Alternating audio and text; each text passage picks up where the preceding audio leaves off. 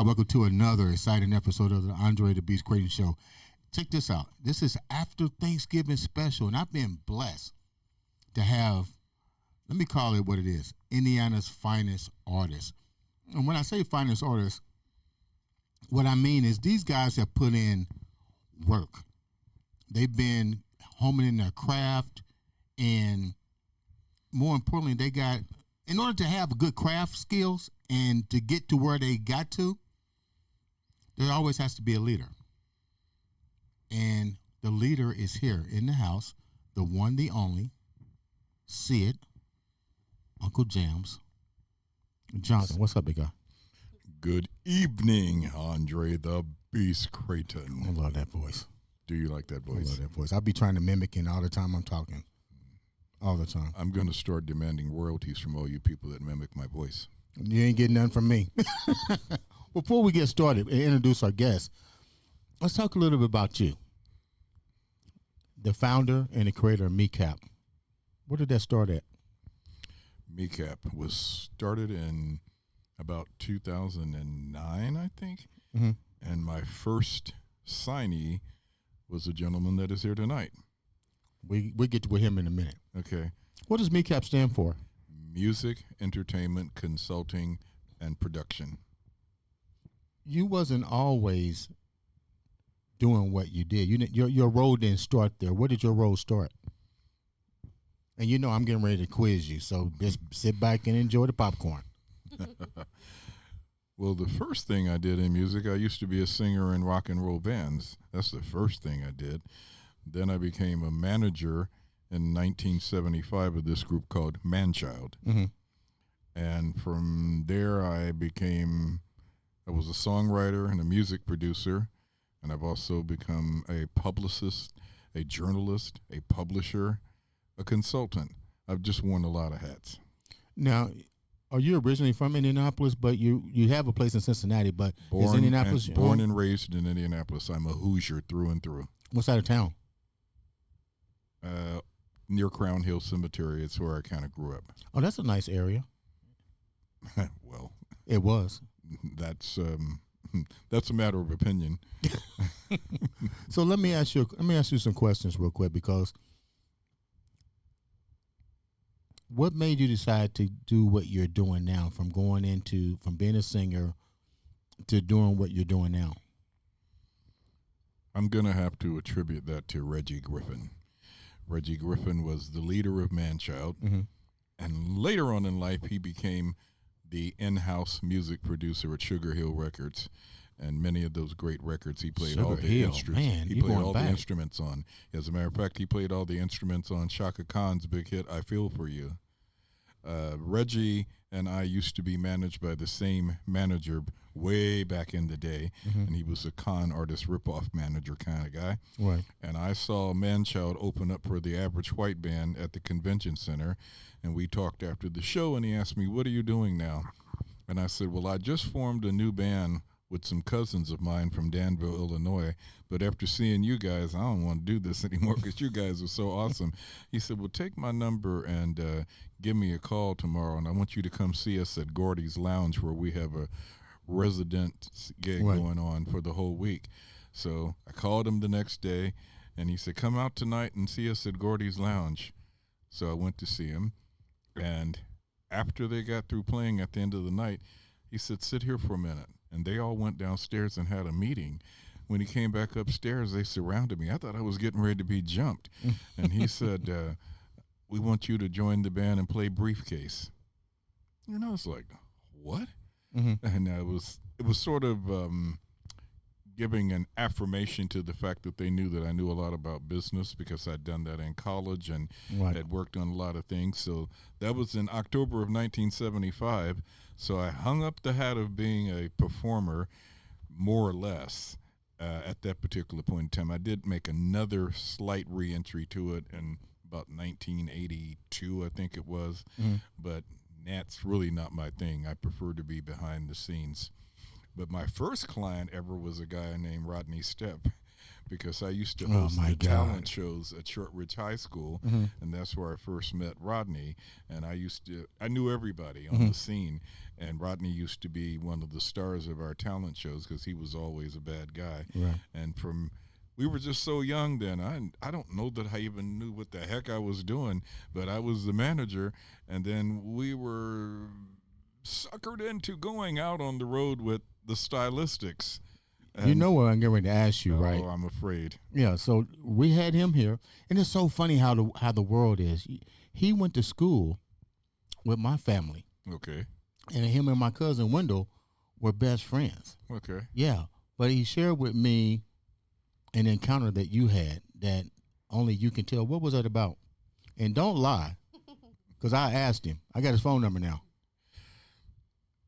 After we were convinced to go out with the stylistics, we were at one city on the tour, and some fans came up and said, these are not the stylistics, because they had an album cover of the real stylistics. So we were out on tour with some fake stylistics. Really? And when I confronted them about this, there was some firearms pulled and said, you guys are doing this tour or else. Okay. So we continued along with the tour. We got to Louisville, Kentucky, and the people started rioting at the concert when they realized it was the fake stylistics. And we literally had to dive off of the stage to save our lives. Rodney and I have been trying to figure this out.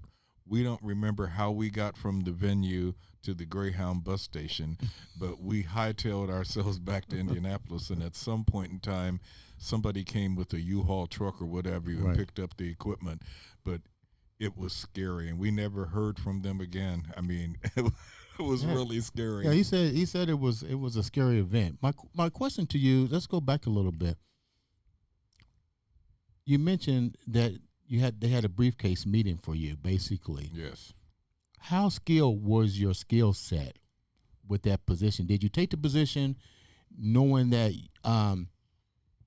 you was going to home in on your craft? And how polished was your craft? Or did you just say, I'm a do whatever it takes to be good because now I got this opportunity? Well, I had been hanging around Sunshine Promotions, who were the top music promoters in Indianapolis. And back in that day, I really liked a lot of the rock bands and all the major rock stars. Sunshine would bring them to town, and they even brought them to the college that I went to. So I got an opportunity to look over contracts and see what a contract writer was like and know what was going on. Also did some studying in college about the business of music, as well as being a journalist. Then I interviewed many of the rock stars of that era of the 70s. So give me an idea of who was in the 70s. Johnny Winter, Edgar Winter, 10 Years After, Janis Joplin, just, on and on, and I got to meet all of these people. I mean, I've met many of the major rock stars. So hanging in that kind of circuit, I got to know a lot about the business and how things should work. So when I took over Manchild, they weren't doing contracts. They were doing nods and winks. And so now we had contracts, and the club owners didn't like me. How difficult was it for them to learn your new system? Because you're learning your craft, and you definitely don't want to see your clients get screwed over. Oh, they didn't like it, Andre. They didn't like it one bit. As a matter of fact, I remember, I'm not going to call his name, but, two of the club owners called Reggie and said, we don't want to deal with that British proper talking dude. We'd rather still keep doing business with you. And Reggie was like, hey, he's our manager, and that's just the way it is. I mean, I made him sign contracts, and, that's kind of the way it is. And a lot of people have problems with doing business the right way. Yeah. And we can be cordial, but I want you to be about business. Let me ask you a question here.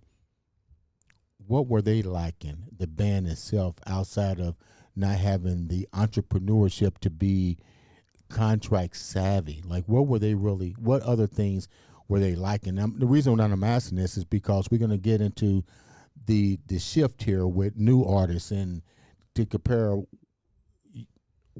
the time that you started to these guys right here.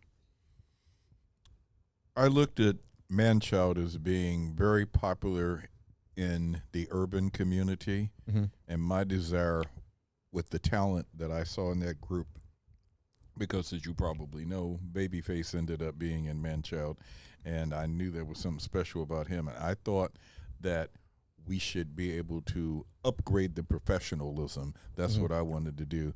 And as a matter of fact, we got a mayoral proclamation. We got a Man-Child Day. I took them from the hood and made them mainstream, where mainstream society knew where they were. You know, we were on TV at press items, you know, and we started opening up for a lot of national acts, you know. So it was just it was an upgrade. That's what it really was, you know. And it was a little resistance at first because it was different. You know, some of the outfits some of the guys wore, I was like, no, that's not going to work. Right. You know, I think sometimes artists get it twisted. It's not my personal point of view. I'm looking at the big picture objectively and what you need. Because personally, if you don't care, I shouldn't care. Yeah. But when I look at it from an objective point of view to try to get your brand right, I'm trying to give you that thing that I think will work across the board.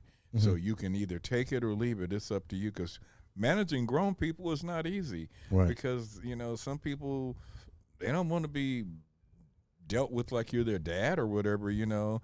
So it has to be a level of mutual respect that they're willing to realize that what you tell them, that you're telling them for their own good as an artist. When does old school cross over to new school? How do you keep stern with what you got, but then how are you able to adapt to the change that the new artist is having today? Well, I call it old school rules with new school tools.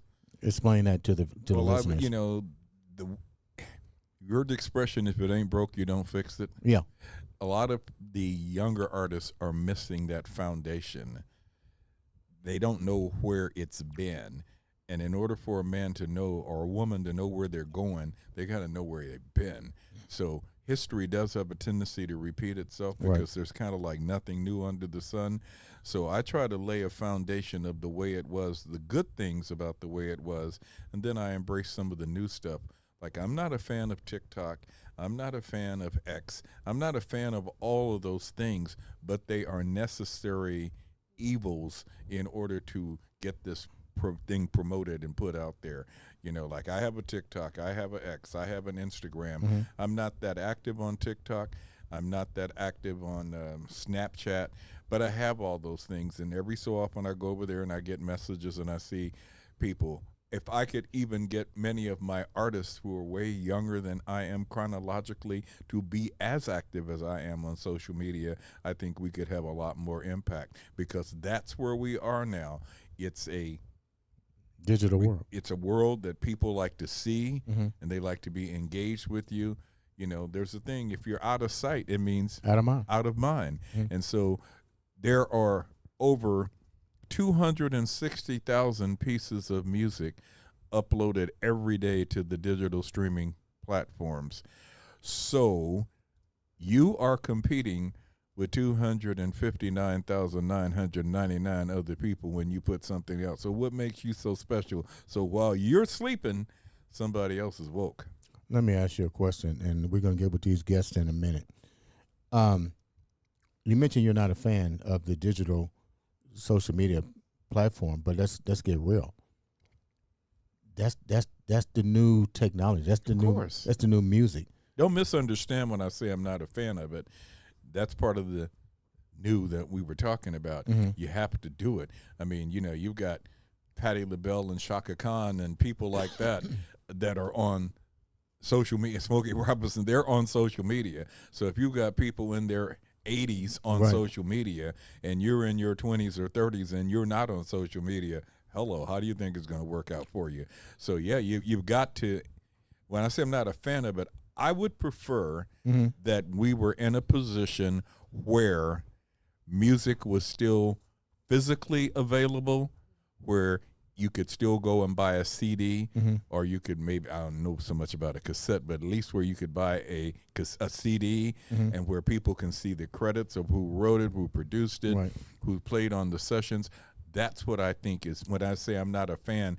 Now you can do what you do, and you can put it on SoundCloud that night and say I dropped a new record. That's what I mean I'm not a fan of it, because then you can make it go viral. Like with TikTok, there are people that are TikTok stars that'll never be real stars.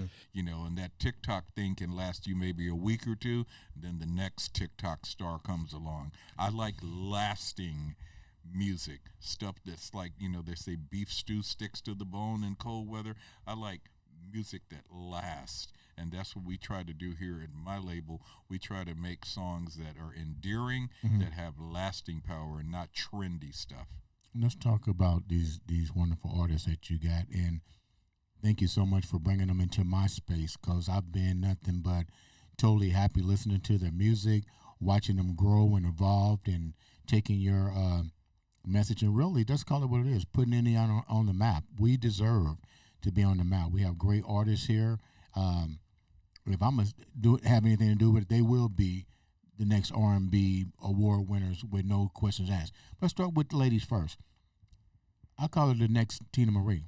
Oh, You might call her something else, but I have a name for her.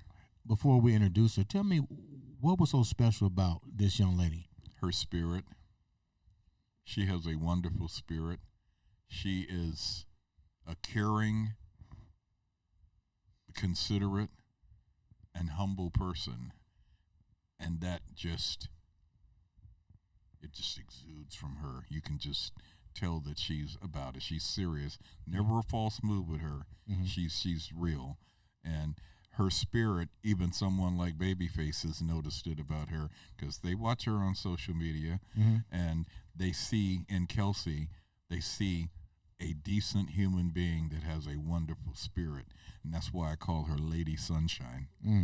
So without further ado, let's welcome the one, the only, Kelsi Marie to the show. What's up, Kelsi? Thank you so much for having me. Thank you so much. That was such a beautiful compliment. Thank you. What do you think about what he said?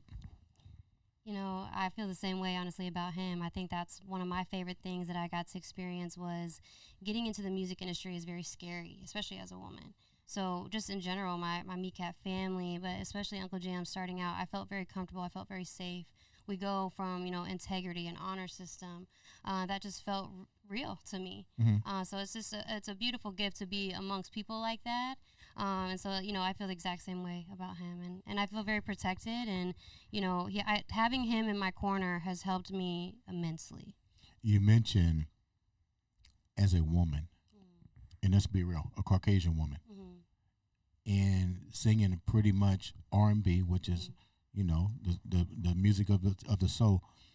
How were you being received, and how difficult was it for you before you got hooked up with the MECAP family? Were you really running into obstacles, is what I'm trying to say? Absolutely. And what were they? Yeah, I think, you know, just in general, being around in the music industry, people have a certain idea of what they want you to be. So they wanted to put me in a box, and I was never okay with that. But you know what? I will tell you, I feel like I'm received really well. It's fun for me, actually, to get up on stage, and people have no idea what I'm about to come up with, and then they hear my voice, and it's like I watch them kind of raise up, like, oh, wow. Yeah. That's one of my favorite things. I love surprising people. When you say put in the box, what do you mean put in the box? Well, you know, they want you half dressed. They want you in videos doing certain things that I don't want to do. They want you speaking about material that I don't want to talk about that. You know, as we said before, realness. I need it to be real, authentic. I want to talk about things that matter to me. I don't want to be looked at as, you know, eye candy or somebody who's just kind of, you know, you're looking at me for what I look like. Look at my mind. Look at, you know, hear how I speak. You know, I'm much more than what you see. So when people try to put me in that box, it's very frustrating for me. Are you the only child in your family? No, but I am the baby of the family. Oh, so you spoiled. No, actually, no, I wouldn't say that, honestly. I wouldn't say that. I'm very blessed, but Okay. I wouldn't say spoiled at all. I don't have that that mindset. Where did the music talent come from? Because I asked you off camera your nationalities, and you gave me a whole bunch of things, and I didn't hear no soul stuff. So where did the soul come from? Because you definitely sing with that. I don't care what he calls you. I'm calling you the next Tina Marie. Thank you. I really appreciate that. Yeah, I think it was always just natural for me. Really? I think I just always kind of naturally gravitated towards soul music. I've always been a writer. And it's funny, when I was little, I thought I was writing poems, but really I was writing raps the whole time. They were rhyming. They'd have a melody behind them. I just didn't know that. But yeah, I think it's just always been natural. And I've always gravitated towards, R&B music, soul music. I'm old school. So Was it playing in your house? Was Oh, it, yeah. Oh, really? yeah. My mom, actually, she had a really good, mixture of music. So, Okay. I mean, I'd listen to, Carole King. We'd listen to kind of some more rock music, but we loved, Motown music. So, but I'm really old school. And I think I naturally gravitated towards it anyway. So I found things on my own as well. Mm-hmm. But, Billie Holiday, Ella Fitzgerald, Al Green, that's where I fit. Nat King Cole, that's where I fit. When did you know you had the gift for it? Because little do you guys know, I did talent shows until my voice cracked on Michael Jackson, Got to Be There. And my grandmother said, it's time to take you to Dairy Queen because I got to teach you about the birds and the bees. When you got that first buzz, what was that like for you, and where were you at? Do you remember? I do actually remember very specifically. So I was always in choir, and I always loved, music and all of that. But in elementary school, I had a solo. And I remember because, the crowd was very dark, but the stage was lit up just on me. And I remember as soon as I started singing, I just watched the whole crowd kind of perk up, and I was like, okay, I've got something here. And I've witnessed that a few different times over the years. But, especially getting into high school, I actually wasn't going to do choir in high school. But my middle school teacher was like, everybody has to at least try out. So I was like, all right. And I get into tryouts, and they're like, you should probably be in choir. And I was going to do other sports at the time. So I was like, no, I don't really want to do that. But I decided to go ahead and continue with choir. And I started in Central Jazz and then moved up into show choir. And that really built me. And it brought me out of my shell. And I was able to, really make my voice stronger. And I had solos there as well. So it Did really you go to school to hone in on your craft? Art, the performing arts school is what I'm asking. Yeah, I mean, I was always in choir. So early on, elementary school through high school, I was always in choir. But really more now, so I study on my own. That's really a lot of what I do. I always joke I go to the University of YouTube because I'm on YouTube all the time learning. And I love learning from, other artists. I love, I'm in singing lessons and things like that. So I do love to hone in on my craft. That's crazy. Hold that thought for a minute. YouTube University.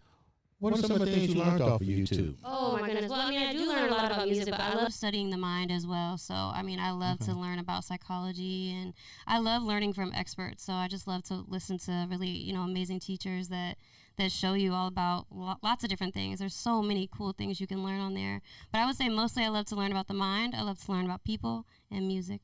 My last question before we get into a group session. Where were you missing with your journey up until now, until you met the MECAP family? My team. I needed my team. Okay. It was a really cool. I'll never forget, how I got kind of connected. I was actually driving, and I was saying a prayer. I was like, God, I know music is what I need to do, but I need your help. I need the right people. I need the right team. Mm-hmm. And that's literally when Skip messaged me. And he actually was promoting one of his songs, Hidden Treasures, which became one of my favorite songs. And he was like, what have you been doing with your music? And I was like, I can't find the right team, And he was like, well, I have the right team for you. And Really? here I am, still blessed by him. That's crazy. Yeah, it's a beautiful, beautiful experience. And just having people have my back and, just bouncing off ideas creatively. It's just a family. It's a family here. So I feel supported. I feel heard, seen. I get to just grow in so many ways. Absolutely. It's beautiful. Now, let's go back to Sid and ask you this question. This guy next to me, mind-boggling. Guitarist. I'll tell you how I met him, right? Steve Jefferson had me go to his going-away party. He says, hey, Andre, I want you to listen to this kid. And I said, what kid? He said, you'll know him. He'll come in with a guitar and don't leave. Just sit there. So I was getting ready to leave because they didn't have good food. You remember that, right? They didn't have no good food. They didn't got no good food, and I'm walking out. But I stayed. He pulled his guitar out, And he gets to playing, and I was like, holy crap. What did you see in this guy? Before I introduce him. Is that much stuff you got to think about? No, not at all. I'm just thinking about my first encounter with him. He was participating in a talent show that concert promoter Gino Shelton was having, where he was looking for an opening act for the Tank concert. And he participated in that with a whole bunch of other people. And he didn't win, but I saw something in him that reminded me of a young Babyface, because he had that guitar. Mm-hmm. And I was like, I think there's something there. He was doing this one song, and he had a tendency at that particular point in time to sort of half do things, and he did the song, and then he stopped at a certain point. I was like, why didn't he keep going? I wanted to hear more, but I was like, well, maybe we can get more out of him. And so that's what I saw in him, was a young Babyface with the acoustic guitar, and then he had a voice, which I thought, okay, wow, we need to be able to do something with this. Let's welcome to the show, the one, the only, Damon Karl with a K. Thank you for having me. What do you think about what Sid just said about you? Oh, it's always heartfelt, man. Yeah. We've been in this thing together for a while, Sid. All the ups and downs, and you know, it's never downs, but always just like hard, you know, harsh management in a good way. What do you mean? Damon, Don't lie. Oh, I ain't gonna sugarcoat nothing. Yeah, man. don't be sugarcoating I ain't nothing. gonna sugarcoat nothing, but it's always just like, you know, Damon, you got to do this. You have to do this the right way, or else, you know. And his thing is, Well, what's the right way? Because he just said the same thing. What were you not doing that he said is the right way? And don't lie. well, I grew up, you know, getting my start in church, and you know, I have the tendency of, like you said, half-ass and stuff. You know, Give me an example of ass. That's You what know, I'm trying to get listen, to. Listen, I would do half of a song, and I would just stop in the middle of the song. I'm like, all right, I'm done. Really? Yeah. You didn't get booed or apples thrown I at didn't you? get booed. I was just like, if the crowd wasn't feeling it, then I'm not gonna be feeling it. But your job is to make them feel it. Exactly, and I didn't know that. And Uncle Sid, you know, he really distilled that into me, that, you know, that you have to work the crowd with what you have. And, you know, it's a lot of the artists that I follow that have taught me that as well. And even having friends that are in the music industry or in the music business or in what I do, like I started at open mics, and, you know, one time Uncle Sid was like, don't do open mics no more. You don't want to see people play for, you want to give people the free show. You don't want to do that. And then Well, I thought that's what you kind of like get your name out there. But you already had a manager, so he's taking you to a different level, right? and that was before the talent show. Really? I was doing open mics like crazy. Did you like him? Was he getting on your nerve? I mean, he was a good guy. He's good. That's not what I asked you. That's not what I asked you. No. Before you took him seriously, was you about ready to boot him to the side? And not really, because he really, I had no clue who Babyface was in the beginning, and he was okay. like, How old are you? I'm 32, but here's the thing. Before I did the talent show, I had no idea who he was. Right. And he was like, go do your homework and come back to me and tell me what you think. And I was like, I just... You didn't even do your homework? I was blown away. I was blown away. Oh. I found out who Babyface was, and I was like, okay, that's who he's saying I remind me of. Don't ever tell nobody that story. I know. I regret it. I know. I do. But, you know, it's just been a wonderful journey with Uncle Sid. So when he told you and you did your recon and you realized that you was being compared to, let's call it what it is. When you talk music, he pretty much laid the foundation here. Yeah. That's a big name to fill. What's that like for you now? It's like it's what you just said. It's a big name to fill, and you know it's tough because everybody's always trying to compare you to the one and only, and you know it just instills in me that I have to do more and more hard work to get where I want to be, to get to that spot. You know How hard is it, really? How hard is it for you? because the pressure's on you. It's on Kelsi, on 12. It's definitely on Forecast. But when you're dealing with people like Forecast, you're dealing with a group. That's an individual team. When you're dealing with Kelsi and you're dealing with 12, you guys are individual artists. How much more work do you have to put in to be better? Because you don't have a trio R&B group. You're solo.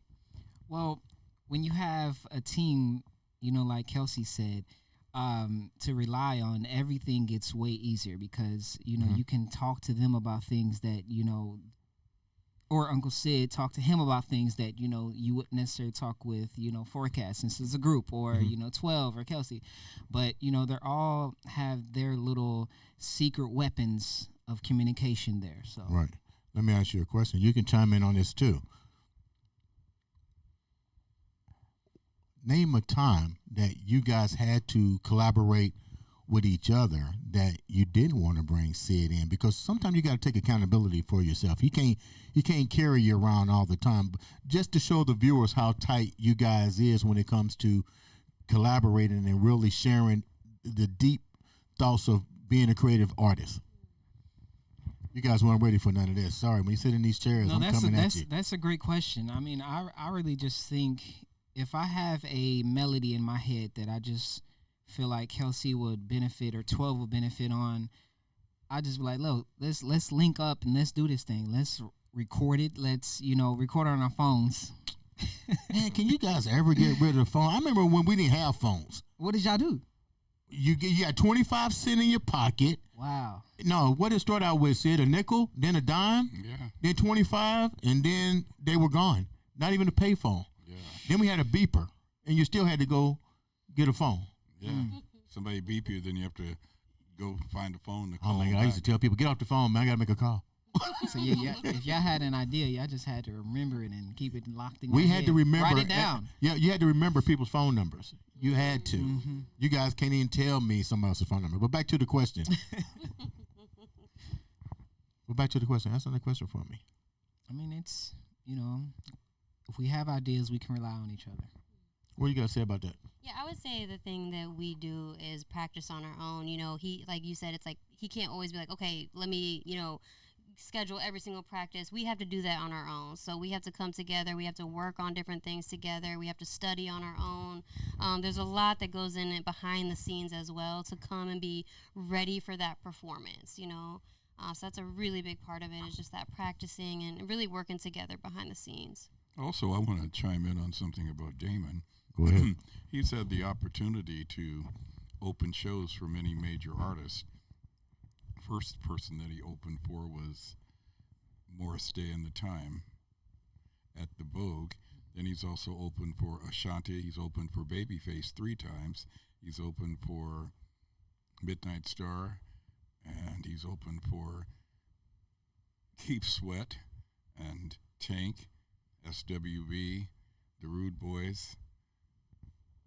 Am I missing somebody? No, that's all. I think that's it. What was that like for you? Many more to come. What was that like for you? It was a humbling experience. Which one was which is the most one that you remember, and why do you remember that the most? And don't lie.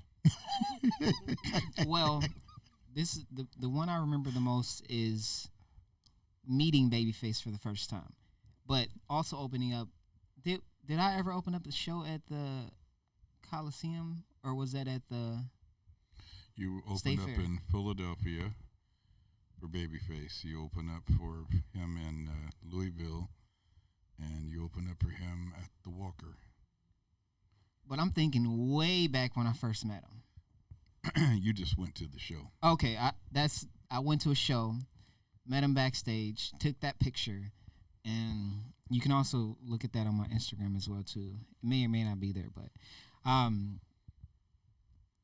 it's just a humbling experience, opening up for these artists, and it's a continued growth because you see in your eyes where you want to be. Mm-hmm. I mean, of course, all of us want a chance to get there, but we see the hard work that they put in, everything they go through, the rehearsals, and when I'm young, so I didn't know that all that had to come where they are right now. You did a lot of half-assing at first, right? I definitely did. I definitely did. Okay, so let's go back to Sid, your first artist. I know the story. You can share it once again for those that don't know it. And let me say this: out of all your artists, and I love all of them. This my boy. I mean, we hit it off like, you know, when he first came in, and just, I think what it was is, I like rap artists, but this artist brings a different feel to the rap game. And I don't know what it is. I think it's his poetic style and flow. Tell me about this guy and how he came to be up under your umbrella, your tutelage. Oh,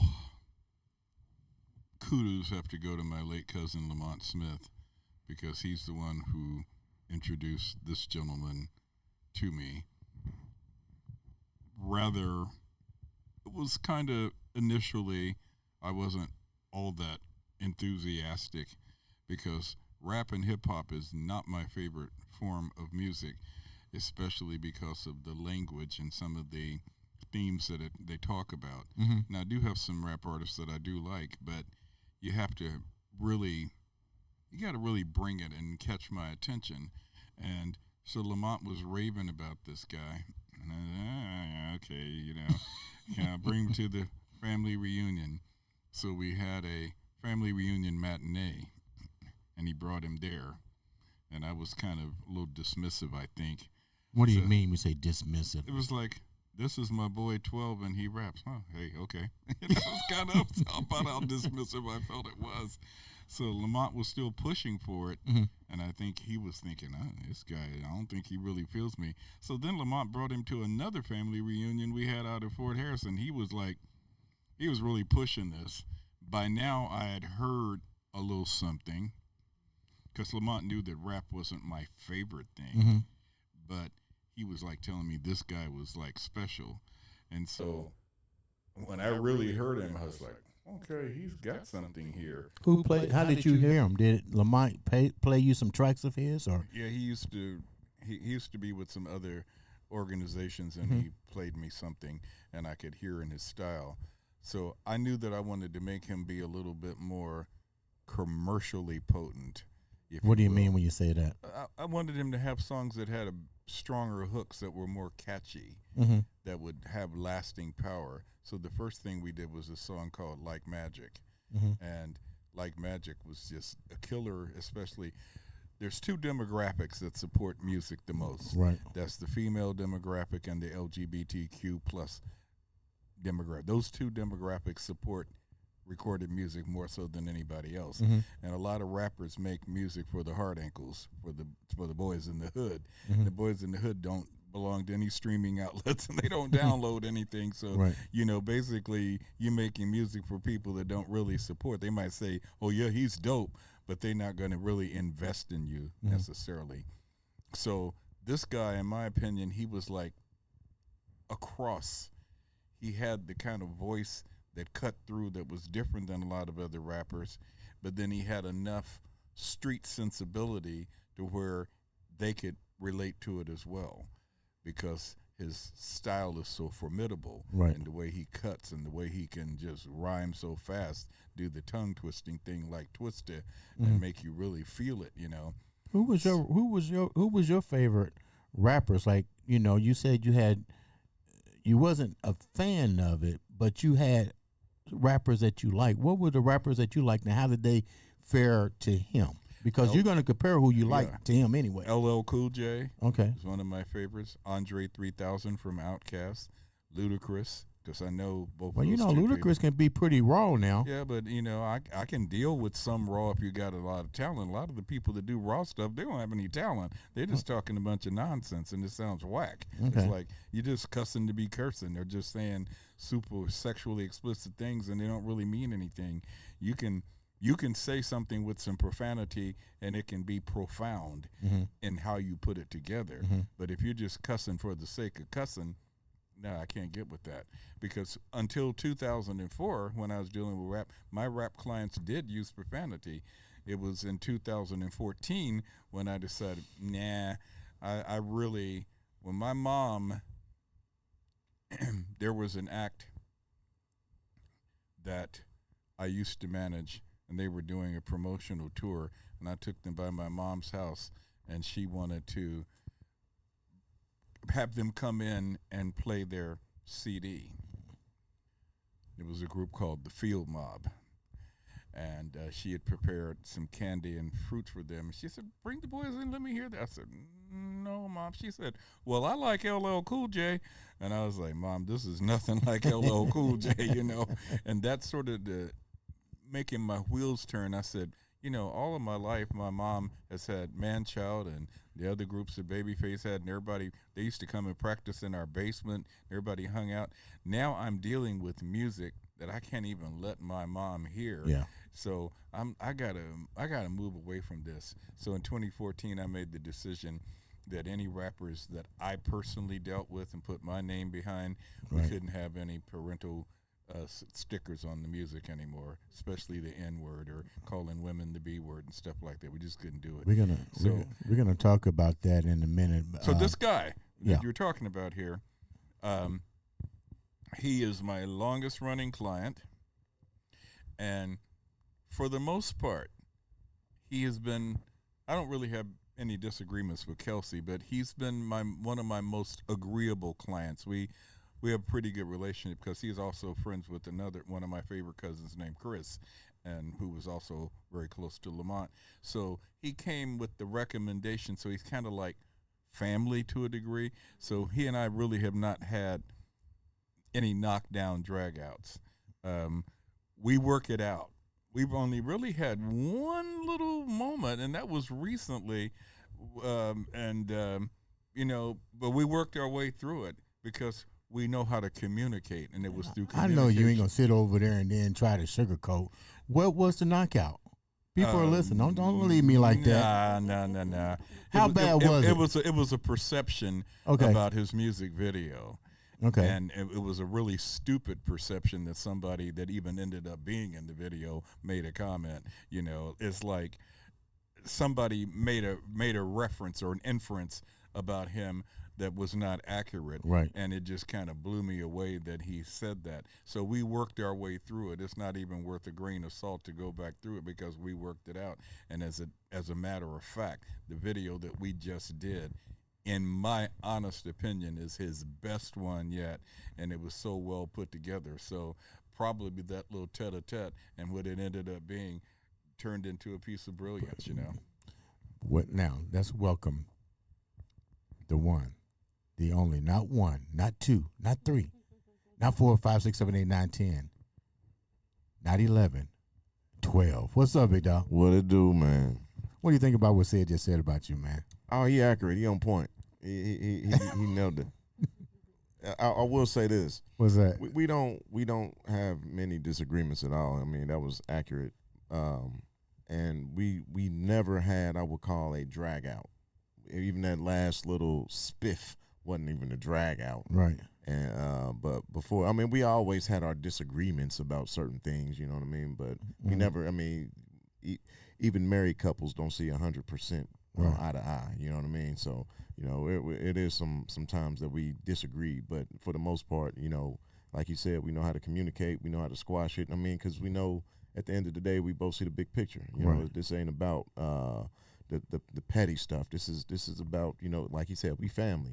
So how many people in here done had arguments with they brothers and sisters or their mom? You don't want to know. You know what I mean? So yeah. So I mean that happens.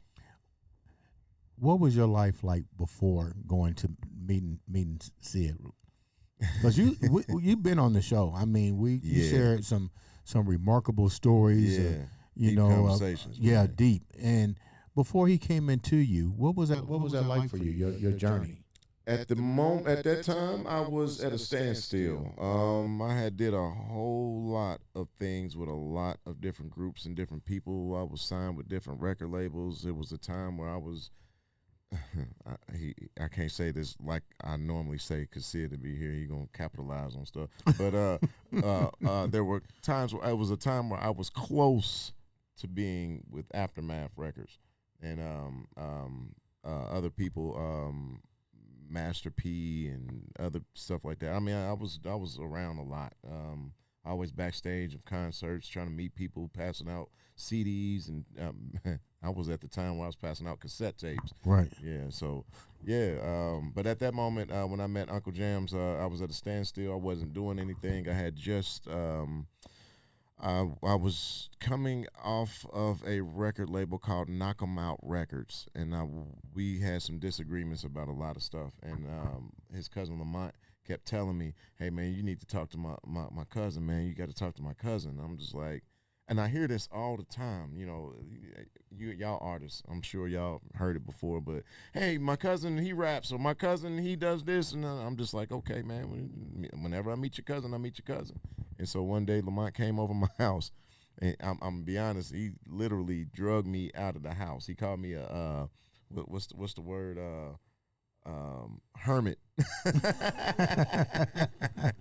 He called me a hermit because I was sitting in the house and I wasn't trying to go nowhere or do nothing. He was like, "Man, my cousin's in town. You need to meet him. This is your opportunity." And I'm just like, "I'm cool, man. I'm gonna sit right here and watch this TV show." And he was like, "No, come on, man. Get your clothes on, put your shoes on. Come on, let's go." Right. And so we ended up going, and it was at the Triangle, and that was at his family reunion. And I'm gonna tell you, he was sugarcoating it a little bit. What do you mean? He was rude, man. I mean, just all out disrespectful, Dre. Did you want to beat him up? Nah, I didn't want to beat him up. You still got a little hood in you. Yeah, but I didn't want to talk to him no more. I'm gonna tell you that. I was like, "Hey, I'm done. It's time to go, man." And I already didn't want to be there. Yeah. I was already like, "Man, you done drug me out the house. He don't even want to talk to me, man. Take me home, man."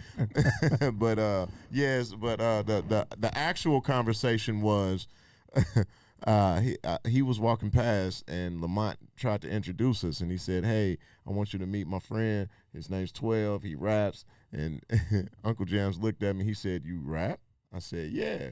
And I stuck my hand out and said, "How you doing?" He said, "I don't like dealing with rappers." Turned around and walked away from me. Wow. Left me standing there with my hand out, man. Wow. And I'm like, you know what?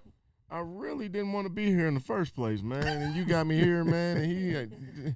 And he came back. Lamont said, "Hold on, wait a minute. Sit here. Let me go talk to him." He went back, talked to him. He came back. He said, "Man," he said, "give him like 10, 15 minutes. He'll talk to you." I Right. said, "All right, whatever."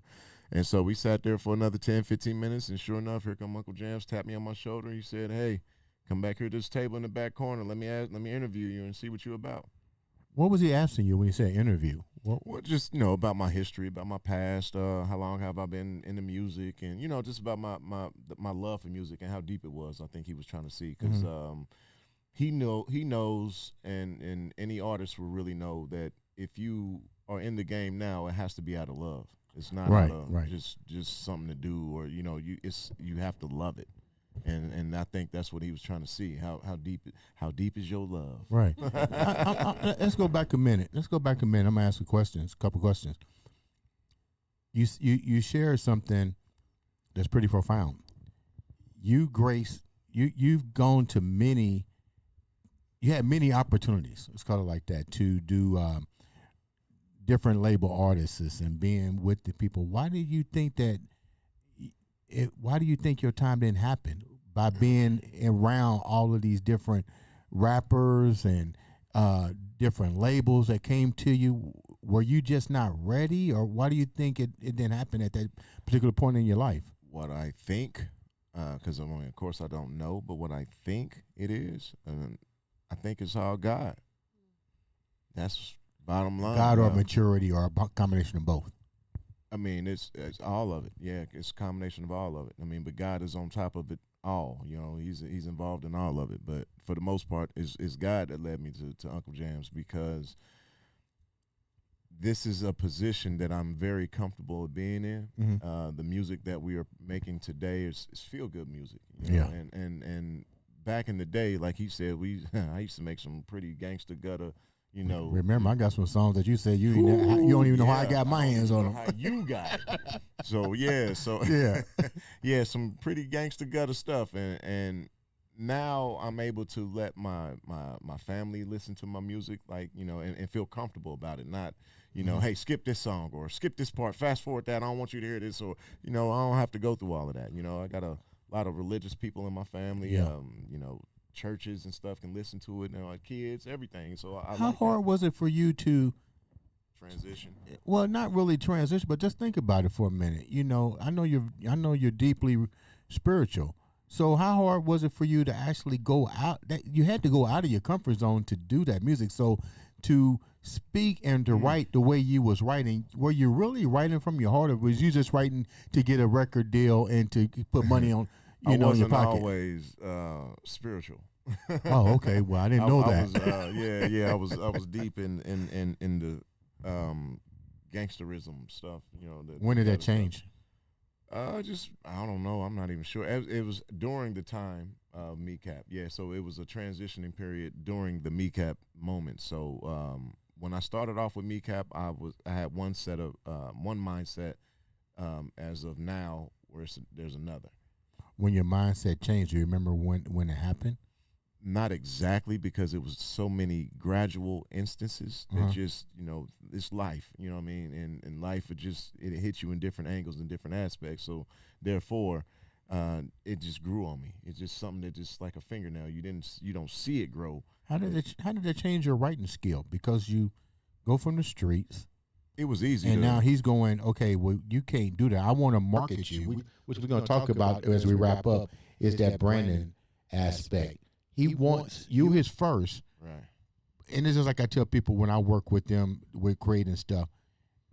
You either are a brand or we got to make you a brand. Were you ready for him to make you a brand? Okay. I believe I already had pretty much set a brand in play, but I would say, how do you do a plant? You manicure it, you trim it. You know, the dead leaves off of it. Yeah. He clipped off a lot of the dead leaves. Embellished it. Yeah. He polished it. Yeah. You know. How did that make you feel? Now I feel good. I'm honestly. Let me go back. Hold that thought. Let me go back. When you did your first song under his tutelage, what was that like for you, and how did that make you feel? Because you're going from what you used to do to now a whole different craft that's going to basically entitle a lot more emotions than it is street. Well, when I started, I was still in the street. We still was doing the gutter stuff. You can even go back and listen to a lot of my old songs, like Fool and. I know, I've listened to it. But yeah, so it was still that gutter street stuff, but. I just matured. We just kind of like went through the transition together. Once he said that, once he said, you know, I don't want to deal with any, you know, profanity and the N-words and all of that stuff, my mindset was already kind of changing towards that anyway. So that's another reason why I say that's how God, you know, all the stars was lining up perfect. But his first record, Like Magic, was totally clean. Yes. But then he did Full and Drop It Like It's Hot and All Out. How Low. What was that? How Low? Yeah. How low can you go? But we had engaging hooks. Right. You know, there was catchy hooks, but the verses still had a little bit of, you know, a little tang on them. You know, but. It was a process, you know, and it was easy because he was right. He went through a metamorphosis. He evolved as a person. He became way more spiritual, and he became a minister. So he couldn't be doing that kind of stuff. That would be so hypocritical. So it was okay. It was all right. I mean, you know, he's not really compromising who he is by not cursing in his songs. This is who he is. Let me ask you a question before we ask the final few questions. You've seen the new artists come into your fold, a metamorphosis, so to speak. You work with some of the artists such as Kelsi Marie. You work with Damon Karl. I like the fact that you worked with Forecast. I love Grace. What's that like? And what did you learn from each one of these artists that you've worked with? And how do you bring your style to be so versatile? Because if I'm working with like Kelsi Marie and I know her style is this way, how do I know what I want to write to not overshadow her, but to collaborate and make it look good? The same thing with and even more importantly, forecast, because that harmony balance that you bought in and the rap just seemed to like send it over the top. How did you do all this? And how did you know it was going to work? Because it's a universal language that we all speak. It's just music. And when you know good music, you just know good music. It's not about trying to outshadow or be better or do somebody else. It's just about trying to make a good song or make some feel good music. And that's what we're here to do. When you did Grace, what was that like? Because that's powerful. That was amazing. As soon as I got the track, I knew exactly where I was going with that. As soon as I heard it, I was, I know exactly. UncleJamz had sent it to me, and we were on the phone talking, and he was like, well, which ones are you liking? And I was telling him about it, and I was like, that one right there, that's going to be the single right there. And what was it about that just made you go, wow? Just the sound of it. It sounded gospel. It sounded spiritual. It sounded okay. The fact that I was able to do an EP, I was able to express a lot more of my artistry instead of just doing a single. Now, normally we just do singles, which is fine. What's the difference? Because I'm totally because clueless. When you do a single, you're trying to capture everybody, as many people as you can with one song. So I'm trying to capture as many ears as possible because I'm trying to get a popping song, something that people are attracted to. Mm-hmm. But when I'm when I'm doing my EP or I'm doing my album, it's more or less I'm diving deeper into my emotions. So I'm able to do songs or express myself in ways that I couldn't do just on a single. So EP, if I'm getting this right, is multiple songs. Right. Okay, now I get it. It's like a mini album. Okay. Pretty much. And so that's why I was able to do songs like Not Forgotten when I wrote about the passing of my cousin. Mm-hmm. Other songs like Grace, that's more spiritual, and I'm able to get that off my chest because I know I honestly didn't think that people would be attracted to Grace like they are. But I thought that was just for me. That wasn't something I was trying to capture everybody's attention with. Mm-hmm. I had to get that off my chest because when I write, I tell people like this all the time. When I write, it's almost like me reaching in my stomach, pulling out my guts and smearing them on a paper and rapping it to you. How deep is your family involved in your creativity? I'm going to ask all three of you guys. How deep is your family? Very deep. My family's been with me from day one. Yeah. And always supported me, my shows, and everything. So, always. What did you get ready to say? You can say it again. Okay. We got another group coming in, so we're going to wrap up anyways. But there's a few more questions I want to ask. And I'm pretty sure Forecast don't mind me asking 2 more questions. Right, guys? Okay. Okay. So my question is, what makes you guys' family so good? Love. Yeah, I would say like truth. I would say just the realness. It's very genuine. That's what I think, even from the beginning. I remember my first radio interview and just 12 just kind of bringing me in and telling me about his family and his experience with MECAP. And just immediately I just felt welcomed and, just loved from the beginning. So I think that that's just, it's really a testament to each individual person as well, but definitely to UncleJamz because he kind of sets the tone. And, that integrity, that honor system, it kind of, bleeds into all of us, really. I'm going to say something real fast. Go ahead. To me, this is like, I'm a big comic book fan, right? Who's your favorite character? Oh, man, I got a lot of them, man. You only get 2. What's DC or Marvel? Marvel, I don't do DC. He does. Oh. I'll go with the real comics. Okay. Look, he get the last say anyway. I got so many in Marvel, but off the top of my head, I'm just going to say Magneto is one of my favorite. Really? Yeah. We'll talk about that later. Yeah, we will. Omega, baby. But But no, I'm a big comic book fan, and for him in DC, the DC era, it's more or less like the Justice League. But for you, I would say I see this as like the X-Men. Okay. And that's how I view all music, all artists. I believe that all artists have their own gift. Yeah. Almost like every mutant has their own capability, you know. That's a good way of putting it. Yeah, you know, Wolverine got the claws, you know what I mean? So, you know, that's CJ. He might come in with the claws and, you know what I mean, and get to cutting up, you know what I mean, or whatever, you know.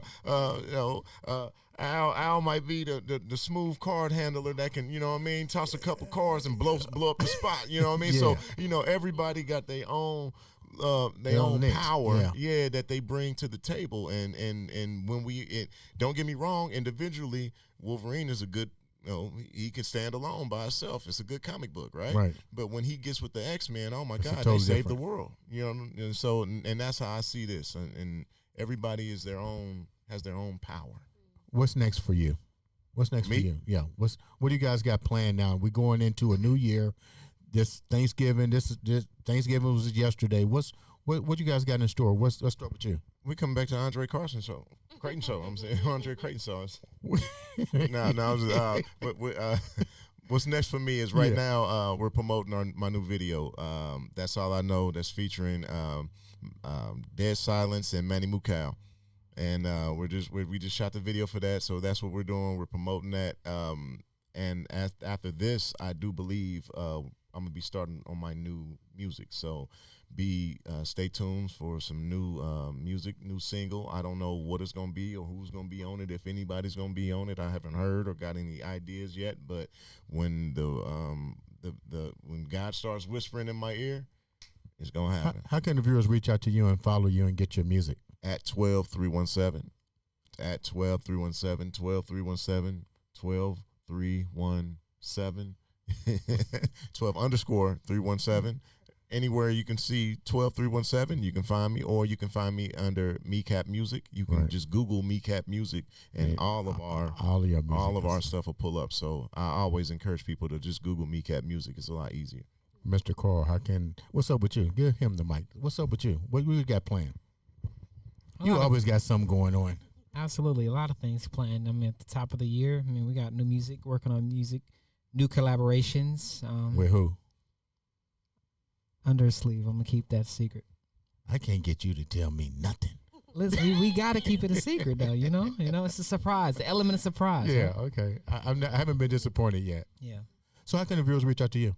You can follow me on all social media, Instagram, Twitter, Facebook, under Damon Karl Music. That's TikTok as well. Spotify. You can follow my music. Spell it for them. DAMON. Like he's walking artist already a Calibar. KARL. Again, it's DAMON KARL. Damon Karl with Thank a K. you. Yeah. Kelsi, what's next for you? So next for me, I'm going to be putting out my EP as well. I'm very, very excited about it. Get to work with some incredible producers. I've actually had some of these songs written for years. Really? So I am ready to put this music out. I'm really working on creating a show as well. I would like to go, and I kind of want to do more like tiny desk concerts or like a coffee shops and that kind of thing. I really want smaller crowds where I get to be more intimate with them and tell them my story and get to really feel that music and that energy in those smaller environments. But mostly I'm very excited about the EP. How can the viewers reach out to you? So you can find me anywhere, Kelsi Marie Music, but it's KELSI and then MARIE Music, anywhere you look. And last but not least, the legend himself. We got some things going on with these guys here, with Kelsi, with Damon, with 12. In 2026, in the first quarter, we'll be working on new music. She'll be finishing up her EP. Now we need to get forecasts in here because I got a rap. I'm on a timetable, and they've got some things to tell you about. Ladies and gentlemen, make sure you subscribe, like, share, follow these artists. They're Indiana Zone. You guys are welcome to come back anytime you want to. Ladies and gentlemen, like I've always said, this has been another exciting episode of the Andre. Say it with me, guys. The Beast Crayton Show.